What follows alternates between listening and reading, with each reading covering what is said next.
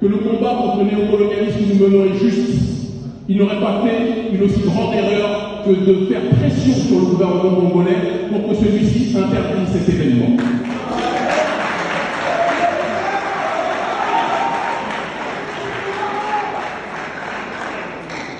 Je ne ressens aucune tristesse, parce que ce combat que nous menons en l'honneur de gens comme Patrice Lumumba, en l'honneur de gens comme Simon Lubangu. Et aucun coup du système néocolonial ne nous empêchera d'avancer. Au contraire, plus nous sommes, plus nous sommes.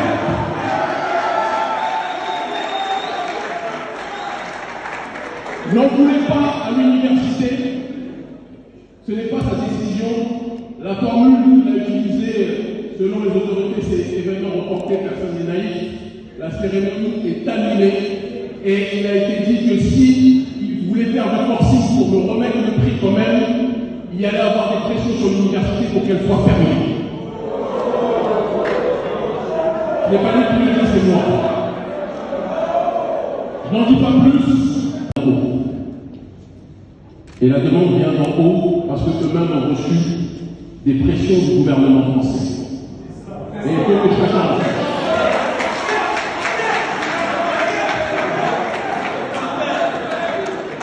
Si le gouvernement idéologique, la bataille intellectuelle, la lutte continue, la bataille de la dignité. Ils finiront par comprendre. Et nous sommes venus ici, nous irons nous recueillir sur la tombe de Lumumba.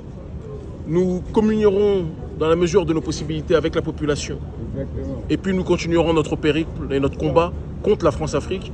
Et nous remercions le naïf Macron qui pense qu'en envoyant son ambassadrice faire pression sur les autres, une petite ambassadrice ou un petit ambassadeur qui est capable de faire pression sur un ministre de l'Éducation qui elle-même par la suite, donc la ministre de l'Éducation fait ensuite pression sur l'université en disant que si ils font le forcing et qu'ils me donnent le titre, l'université sera fermée. Je trouve que c'est pathétique. Mais c'est en même temps quelque chose d'extrêmement honorifique pour le combat que nous menons. On en fait stresser beaucoup. On continue. Merci.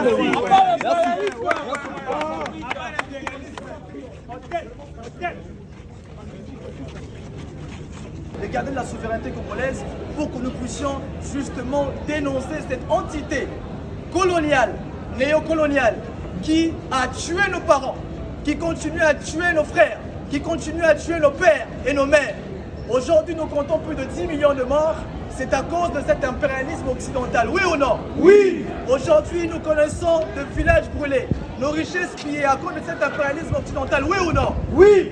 Et nous décidons, nous, comme le dit la devise même de nous panafricanistes, que ce que les élites ne font pas pour le peuple va le faire lui-même. Et l'engagement que nous avons pris, nous allons le respecter ce 26 mars, raison pour laquelle je demande à tous celui qui vibre dans le sens du panafricanisme, à tous celui qui sent en lui l'esprit de Lumumba, l'esprit de Kimbangu, de venir parce que le 26, ça sera nous contre eux, ça sera nous contre les gouvernements occidentaux, ça sera nous contre ceux qui ont décidé de se soumettre à l'impérialisme occidental.